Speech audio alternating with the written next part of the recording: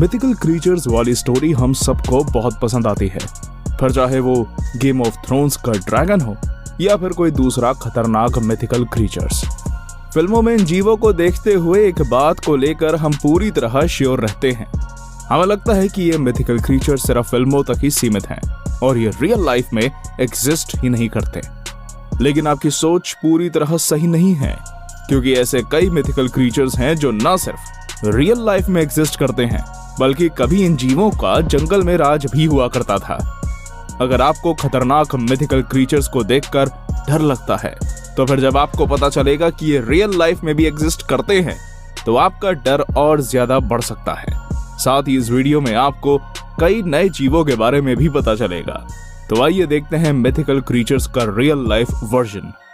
Video आगे देखने से पहले चैनल को सब्सक्राइब करें और साथ ही बेल आइकन को भी जरूर दबाएं, ताकि इस तरह की और भी इंटरेस्टिंग वीडियोस आपको लगातार मिलती रहे। 10. The dire wolf. Game of Thrones में हाउस स्टार्क के पालतू जानवर के रूप में डायर वुल्फ को पूरी दुनिया में पहचान मिली और लोग इस जानवर के बारे में चर्चा करने लगे। शो में मिली चर्चा के बाद लोग इस जानवर के बारे में जानना चाहते थे, और जब उन्हें पता चला कि डायर वुल्फ एग्जिस्ट नहीं करता है बल्कि ये सिर्फ एक मिथिकल क्रीचर है, तो इस बात पर विश्वास करना मुश्किल था। शो में भले ही इसे मिथिकल क्रीचर के रूप में दिखाया गया है, लेकिन एक्चुअल में ये मिथिकल नहीं बल्कि रियल क्रीचर है। हाँ, ये सच है कि अब ये जानवर एग्जिस्ट नहीं करता, लेकिन कभी नॉर्थ अमेरिका के जंगलों में डायर वुल्फ की संख्या हजारों में थी। डायर वुल्फ का साइज आज के वुल्फ के मुकाबले बड़ा था। बड़े बड़े दांत, बड़ा ब्रेन, छोटा पैर और भारी शरीर, यही डायर वुल्फ की पहचान थी। इसका वजन 70 किलोग्राम तक हुआ करता था। मोस्टली ग्रुप में ही रहकर बड़े जानवर जैसे घोड़ा, ऊंट और उस समय में मौजूद दूसरे जानवरों का शिकार किया करते थे। डायर वुल्फ पृथ्वी पर लगभग 1.25 लाख साल से 10,000 साल पहले तक रहा करते थे। क्वाटर्नरी एक्सटिंक्शन इवेंट में डायर वुल्फ समेत कई दूसरे मैमल्स भी पृथ्वी से विलुप्त हो गए। 9. The unicorn. हिस्टोरिकल और माइथोलॉजिकल क्रीचर के रूप में यूनिकॉर्न काफी ज्यादा मशहूर है। कई लोगों का मानना है कि एंशिएंट टाइम में घोड़े के जैसा एक जीव मौजूद था, जिसके सर पर एक लंबा सींग हुआ करता था। हालांकि इन लोगों के दावे को साबित करने के लिए कोई भी सबूत मौजूद नहीं था, जिस वजह से लोग यूनिकॉर्न को माइथोलॉजिकल क्रीचर के रूप में ही मानते थे। लेकिन अब साइंटिस्ट ने कुछ ऐसे सबूत जुटाए हैं जिससे यूनिकॉर्न के एग्जिस्टेंस के दावे को बल मिला है। साइंटिस्ट को साइबेरिया में जानवरों के ऐसे अवशेष मिले हैं जिसके सर पर एक लंबा सींग मौजूद है। ये अवशेष राइनोसरस की सबसे बड़ी प्रजाति एलास्मोथेरियम का था। एलास्मोथेरियम पृथ्वी पर लगभग 39,000 साल पहले रहा करते थे। इसकी लंबाई 15 से 16 फीट, ऊंचाई 6 से 7 फीट और वजन 3 से 4 टन हुआ करता था। इसके सर पर मौजूद सींग की लंबाई 3 फीट तक होती थी। ये जानवर तो राइनोसरस फैमिली का ही था, लेकिन सर पर एक सींग होने के कारण इसे साइबेरियन यूनिकॉर्न के नाम से भी जाना जाता था। 8. The Komodo dragon. दुनिया के सबसे बड़े लिजर्ड कोमोडो ड्रैगन को भी 1910 से पहले माइथोलॉजिकल क्रीचर ही माना जाता था।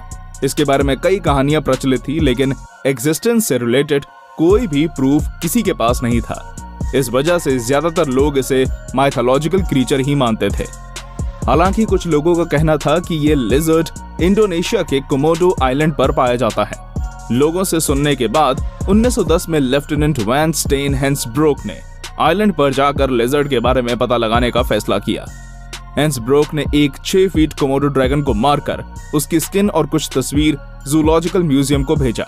इसके बाद अमेरिका ने भी एक टीम आइलैंड पर भेजी और इस लिजर्ड के एग्जिस्टेंस की पुष्टि हो गई। कोमोडो ड्रैगन की लंबाई 10 फीट और वजन 70 किलोग्राम तक होता है। 7. The bunyip. The bunyip Australian mythical creature है। लोगों का मानना है कि ये जानवर पानी के अंदर रहते थे और इंसानों का शिकार करते थे। बुनयेप का लुक भी काफी ज्यादा खतरनाक था। माइथोलॉजी के अनुसार बुनयेप के शरीर का 60% हिस्सा सील्स या स्विमिंग डॉग जैसा था और शरीर के आगे के हिस्से में एक लंबी गर्दन और छोटा सर था। इस छोटे सर में ही खतरनाक दांत थे। इसके शरीर की लंबाई 4 से 6 फीट और गर्दन की लंबाई 5 से 15 फीट तक थी। इसे इंसान के लिए काफी ज्यादा खतरनाक माना जाता था। साइंटिफिकली इसके एग्जिस्टेंस के सबूत 19वीं सदी में मिले हैं। साइंटिस्ट के अनुसार ये जीव इंसानों के एग्जिस्टेंस से पहले ही पृथ्वी पर थे और इंसान के आने से पहले ही विलुप्त हो गए। 6. गोरिल्ला। आपको जानकर हैरानी होगी कि एक समय में गोरिल्ला को भी मिथिकल क्रीचर माना जाता था। लोगों के बीच प्रचलित कहानियों में गोरिल्ला को एक खूंखार जानवर माना जाता था। लोगों का मानना था कि जंगल में इंसान के जैसा लंबे बालों वाला खूंखार जानवर रहता है जो इंसानों का खून पीता है। 1860 में एक्सप्लोरर डू चाइलू ने गोरिल्ला को खून का प्यासा जंगली राक्षस बताया था। चाइलू के अनुसार ये जानवर जंगल में इंसान के इंतजार में बैठा रहता है और मौका मिलते ही इंसान की जान ले लेता है। कई और लोगों ने गोरिल्ला को खून का प्यासा और इंसान का दुश्मन बताया। इन सब वजहों से लोगों के मन में गोरिल्ला का एक अलग ही इमेज बन गया था। फाइनली 1902 में जर्मनी के रॉबर्ट वॉन बेरेंच ने गोरिल्ला के बारे में पता लगाया और उसके बाद रिसर्च में गोरिल्ला का रियल कैरेक्टर लोगों के सामने आया। 5. The basilisk. Basilisk European mythical creature है। बेसिलिस्क का जिक्र कुछ किताबों में भी है।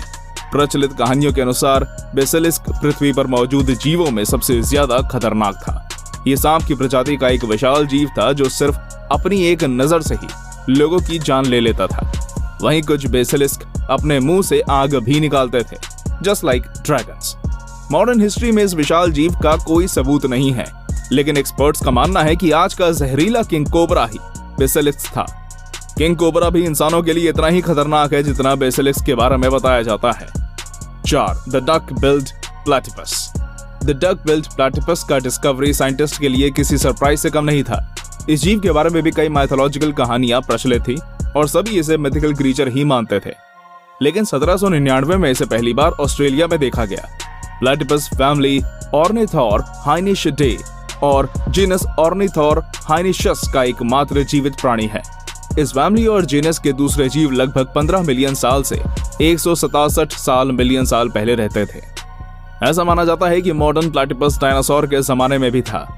1799 में प्लैटिपस की डिस्कवरी के बाद साइंटिस्ट के लिए सबसे बड़ा सवाल था कि ये मैमल बच्चे को जन्म देता है या फिर अंडा देता है, और सरप्राइजिंगली ये मैमल अंडे देती है। 3. The cyclops. Cyclops Greek mythology और रोमन माइथोलॉजी का एक इंपॉर्टेंट कैरेक्टर है।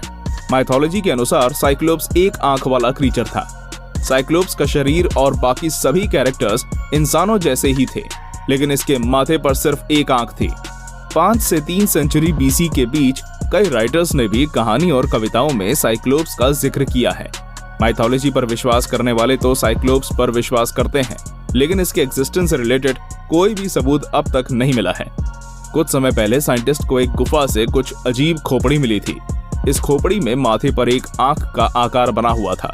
साइंटिस्ट का मानना है कि यह खोपड़ी एक आंख वाले एंशिएंट हाथी की थी। कुछ एक्सपर्ट्स का मानना है कि माइथोलॉजी में इसे एक आंख वाले हाथी को साइक्लोप्स के रूप में पेश किया गया है। 2. The Kraken. The Kraken one of the most dangerous mythical sea monster है। माइथोलॉजी के अनुसार क्राकेन एक जायंट मिथिकल क्रीचर है जो समुद्र में जहाजों पर टेंटिकल्स से हमला करके तहस नहस कर देता था। कई फिल्मों में भी क्राकेन के फिक्शनल कैरेक्टर को दिखाया गया है। 11वीं और 13वीं सदी में 2 लेखकों ने ग्रीनलैंड के समुद्र में 2 क्राकेन के होने का दावा किया था। इंटरेस्टिंग बात यह है कि दोनों राइटर्स के दावे में 2 सदी का अंतर था। इसके बावजूद दोनों ने 2 क्राकेन को ही देखने का दावा किया। साइंटिस्ट क्राकेन के एक्सिस्टेंस के दावे को जायंट स्क्विड से जोड़कर देखते हैं। एक्सपर्ट्स का कहना है कि स्क्विड के टेंटिकल्स की लंबाई लगभग 50 से 60 फीट तक होती है, तो पॉसिबल है कि स्क्विड को ही लोगों ने क्राकेन नाम दे दिया हो। 1. हॉबिट। हॉबिट्स इंसानों का फिक्शनल स्पीसीज है। माइथोलॉजी के अनुसार हॉबिट्स की लंबाई नॉर्मल इंसानों के मुकाबले सिर्फ आधी थी। ये नंगे पैर ही रहते थे और अंडरग्राउंड बने घरों में ही रहते थे। Film Lord of the rings में भी इस क्रीचर को दिखाया गया है। 2003 से पहले तक इसे मिथिकल और फिक्शनल कैरेक्टर ही माना जाता था, लेकिन 2003 में इंडोनेशिया में गुफा से एक फीमेल हॉबिट का अवशेष मिला। ये अवशेष किसी 3 फीट लंबी महिला का था। अवशेष से मिले सबूत भी मिथिकल हॉबिट से मिलता जुलता था। क्या आप इन मिथिकल क्रीचर्स और उसके रियल लाइफ एग्जिस्टेंस के बारे में पहले से जानते थे? कमेंट में जरूर बताएं और चैनल को सब्सक्राइब करना ना भूलें। धन्यवाद।